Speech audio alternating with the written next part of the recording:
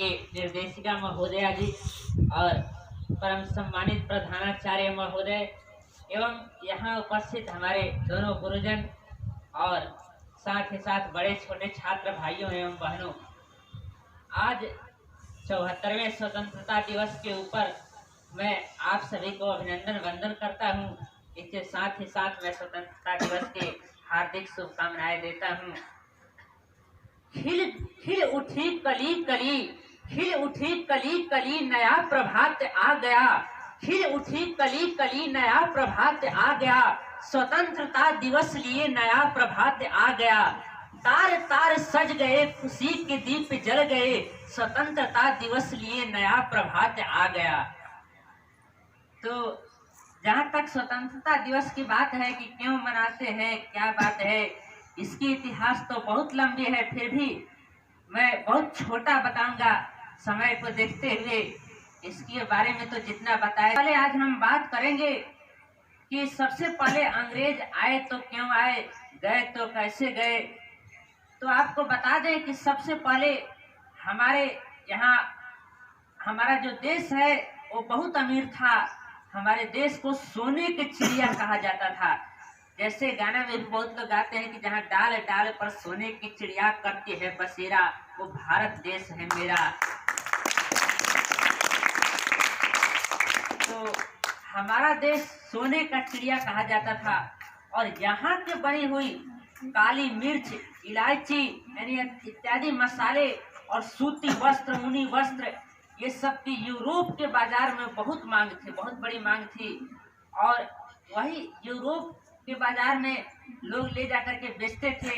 यहाँ से सस्ता सामान खरीदते थे और वहाँ ले जाकर के महंगे दामों पर बेचते थे।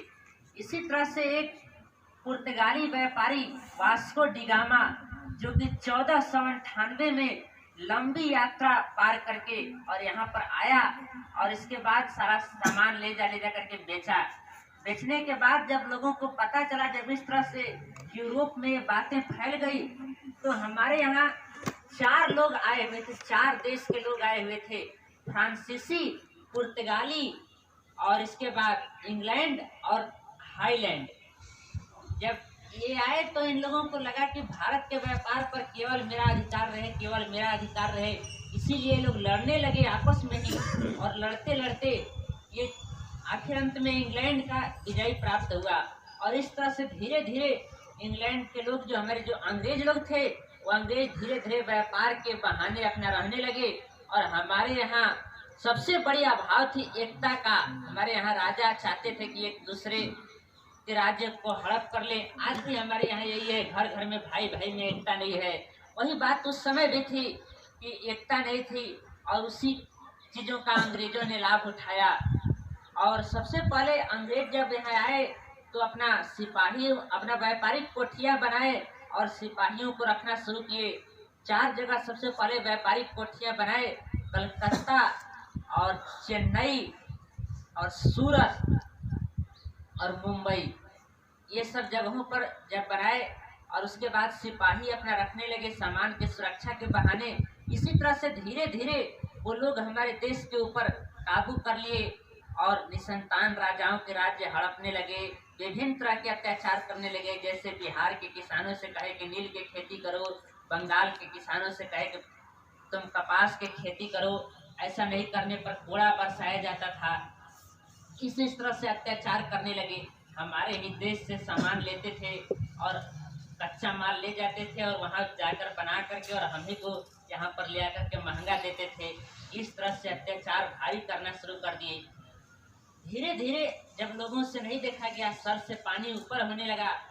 तो जैसा कि अभी एक लड़का मंगल पांडे जी के बारे में बताया था कि गाय और सुगर के चर्बी के कारतूस बना हुआ होता था, उसको दांतों से खोलना पड़ता था। इसके कारण मंगल पांडे जब इसको इनकार कर दिए, तो उसके बाद मंगल पांडे को जब लोग पकड़ना चाहे तो मंगल पांडे जी 6 अफसरों को उड़ा दिए, 6 अफसरों को उड़ा दिए। इसके बाद फिर मंगल पांडे को पकड़ लिया गया और पकड़ने के बाद फांसी की सजा हो गई।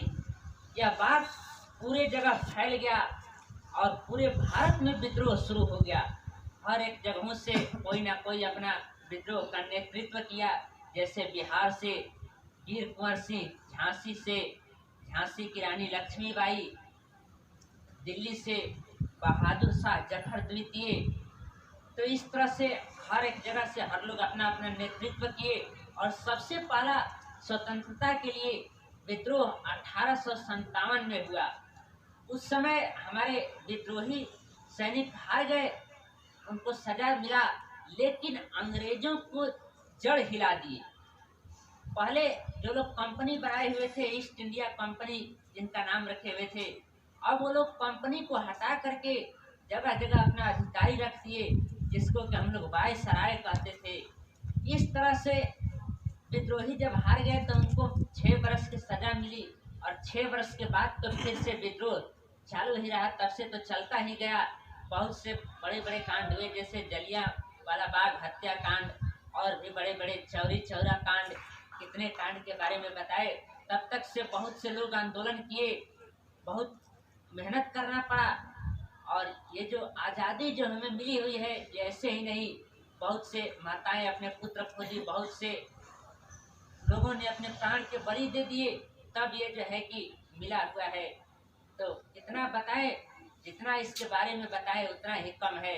इसकी इतिहास तो बहुत लंबी है, लेकिन फिर भी हमें शॉर्टकट में बताना था, तो अब हम बता दिए। और जैसा कि ये सब लड़ने के बाद, करने के बाद हमें 15 अगस्त सन 1947 में ये आज़ादी मिली। उस समय बाद से ये विश्व युद्ध चल रहा था और उस समय भी इंग्लैंड का चाहत था कि भारतीय लोग हमारे साथ दे, लेकिन ऐसा हुआ नहीं। और सभी लोग पहले तो 1942 में असहयोग आंदोलन चलाए, इत्यादि बहुत सारे आंदोलन को चलाना पड़ा, तब ये जा करके 1947 में हमारा देश आज़ाद हुआ। और तब से अभी तक ये 15 अगस्त मनाया जाता है। आज भी हम लोग देख ही रहे हैं कि आज भी लोग हमारे सीमा पर डट करके सैनिक सामना कर रहे हैं। और अंत में हम इतना ही कहना चाहेंगे, अंत में मेरा यही कहना है